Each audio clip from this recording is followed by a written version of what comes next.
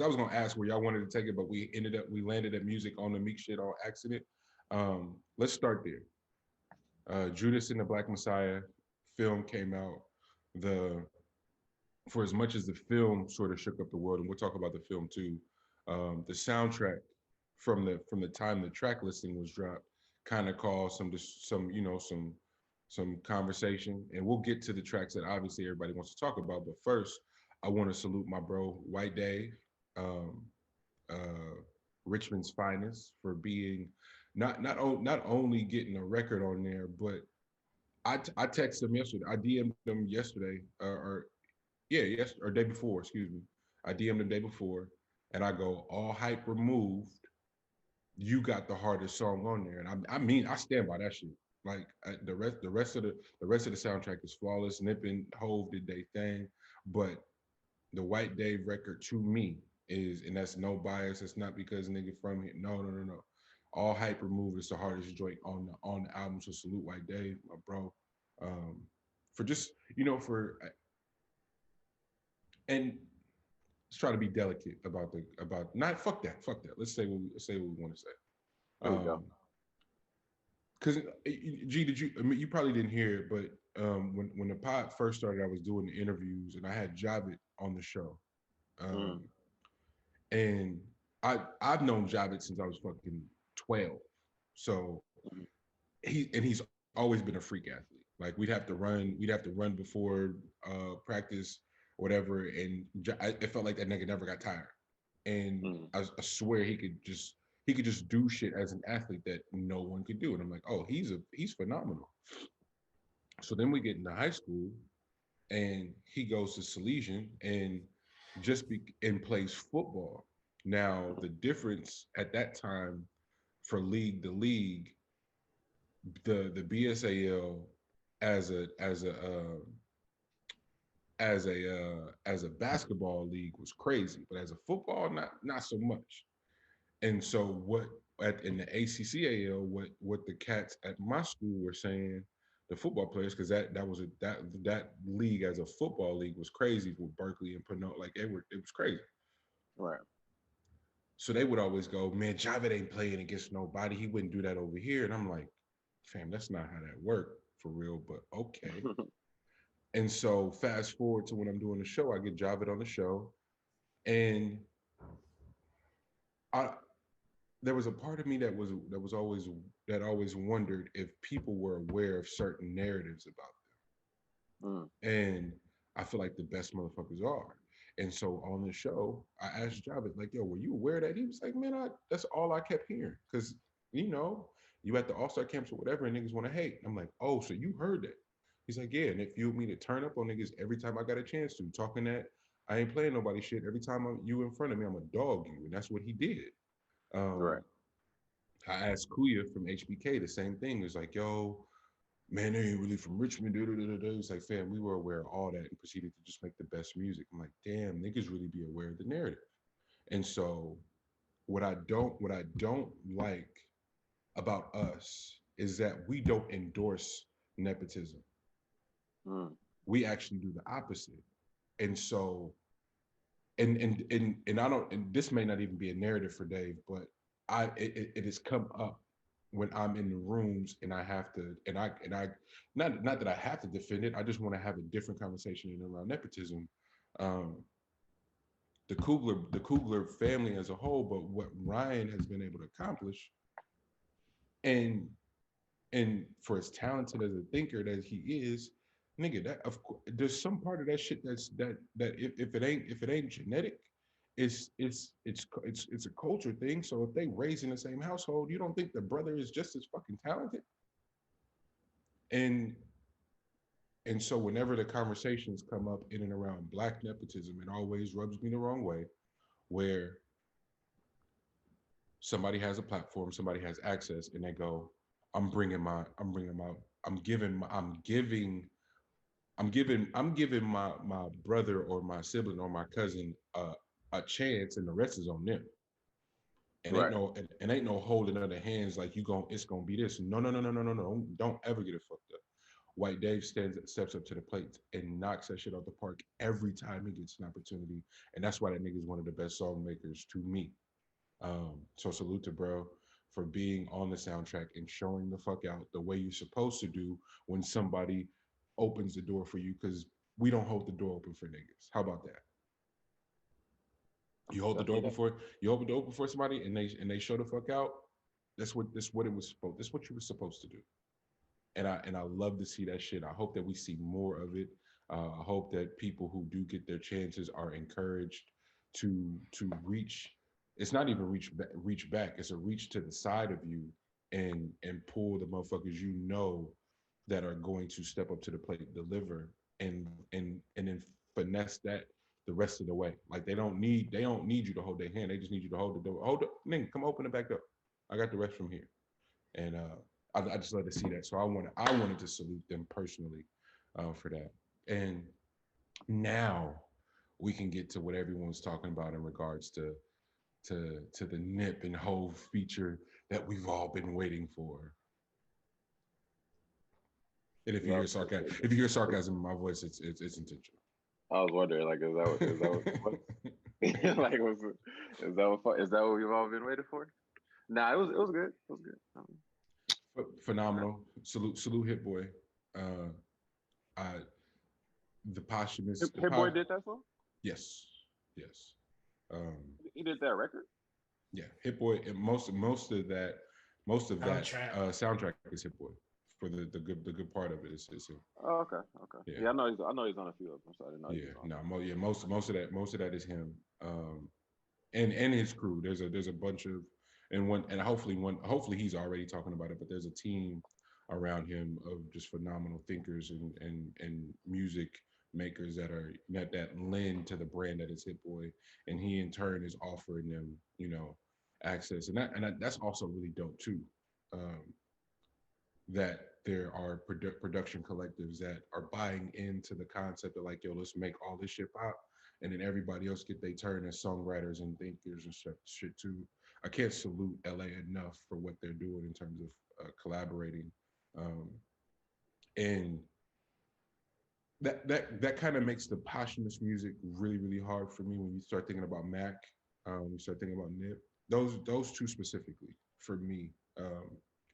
Because of how much of the staples they are for the collective sort of music making that's taking place in LA.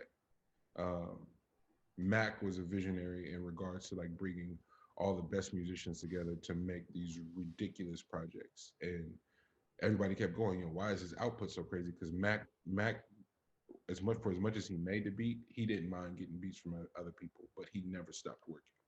Um, Nip Nip had an assortment of producers that he met online that he nurtured and gave opportunities to. But then also once he got lit, all the big names start reaching out. So there's a lot of posthumous music for Nip. Um, I struggle, and this is me personalizing it.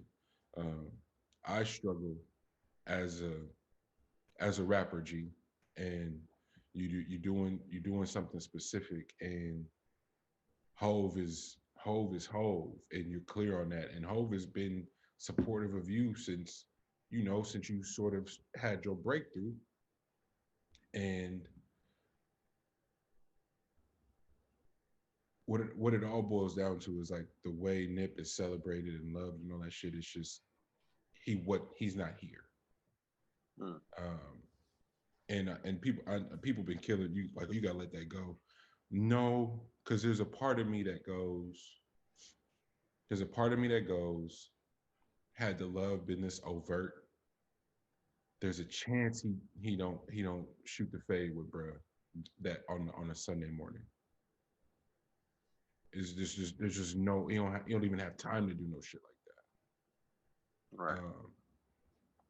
And so it's a moment, but that's just part of it. No, I got past that, and we listened to it. We listened to it on repeat for a decent amount of the drive. Shout out Freak. And then, but from the very first listen, Ho's first 4 bars, I went, start that over. Wait, start that over. That's this how breast 51. That's what I was about to ask. I was like, how often do you think Hov raps? A lot to Okay. to do that To do that, yeah. to be able to do that seemingly just like, hey y'all, I'm here, is is crazy. And I'm going pure rap fan. I'm going, oh my God, this is insane. So naturally what you do, you go, well, everybody thinks this is tight, right? Went to Twitter and that was not the case. And I was like, oh shit. What was Twitter talking about? What's Twitter outraged about this time? I'm not gonna say what was said just as a means to not further stupidity, but Mm-hmm. I it was so ridiculous. I had to say, oh, this is where niggas come to literally say anything. Like Ah, like you could just say some wild shit. And not on no like defend Hov. It's like, no, no, no, no, no. If and I told this to Kevin Deuce. I was like, I'm almost at the place where, and this is me needing to work on empathy, but I'm almost at the place where I'm glad that it don't resonate with everybody. okay. Cause that literally is just starting to mean it's like, oh, you dumb for real. Like it's not a matter of access. It's not a matter of none of that. Like if that don't resonate, you just stupid for real.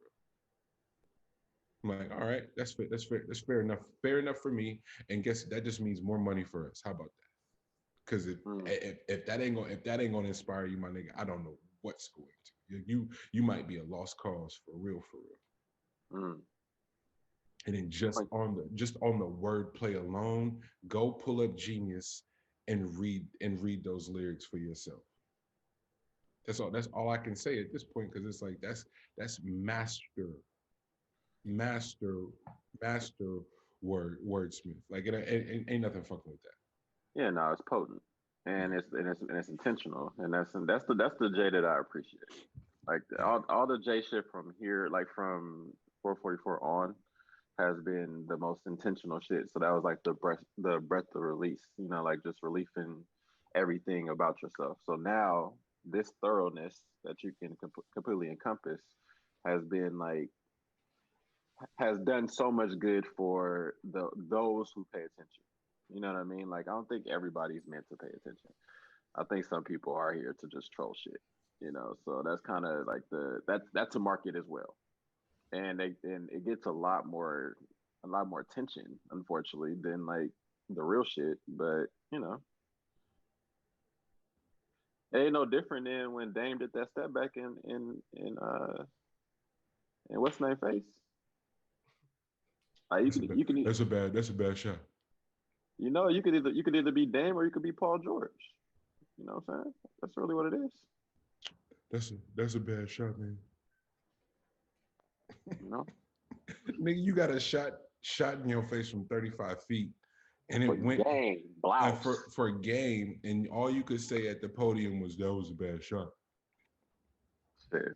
So, hey, that's what I So, said the whole offseason. but that's the mentality where you go, oh, you can't continue to expect everybody to get it if it's niggas walking around with that mentality. That just on some pure gamesmanship. G, as a fan of the game, if I'm guarding you at 35 feet and you size me up and take off and shoot and hit a tray ball, I'll, all right, my nigga. I probably won't sleep for a few months, and I'm on your ass every time I see you for that because you've pulled up from 35 feet in my face. I feel disrespected in all the best of ways, my nigga. And you will never hear me utter nothing but respect for you for pulling up from 35 in my face. You won't hear me go, that was a bad shot. Yeah, nah. That doesn't mean they got to guard you at half court. It's like, Hove Hove that shit pulling ain't up about from to happen again. Hove pulling up from the motherfucking logo and niggas is going, I don't like the way he said that. Oh, bro, you gonna be broke forever, my nigga. I'm sorry. Po But baby. But just think about that though. Like how they could just sit back and be able to say that it broke any ground. Like just look at where we are in 2021. That somebody could say that and it broke ground. That means that lets you know that there literally is that many individuals in the world that ain't gonna be shit. Man, that ain't gonna be shit. It's crazy. That ain't gonna be shit. Did you okay? So the soundtrack is crazy. I hate that we're just talking about the Nip record. The Smino Saba record is fucking like insane. Already talked about the White Dave record. Um, I think Nas should only be with Hit Boy from here on out for the rest of his career. Thank I've you. been, yeah, yes. Agree, couldn't agree more. Salute to them. They kind of they're dialed in a different way. G Herbo surprised the fuck out of me. That record is special. Yeah, I didn't like the first G Herbo one, but the second one, The yes. second, near the second, The second one is fire. Yeah, yeah. Who else are we I agree. missing? Who else are we missing on there? Her is always amazing. Her, yeah, that record's great. That record's phenomenal too. Dirk, what was the Dirk joint? Dirk did his thing. Dirk and Something you're on my mind or something. yeah, that's so. Damn, what I'm missing another one. The BJ, the Chicago Yes, Kid the record. the BJ record was crazy. Damn. Yeah, on your mind is Dirk shit. Um. Sirs Teach Me, that shit was fire. Yes. Oh yeah. I just really proud of everybody that stepped up, showed out, and made really great music.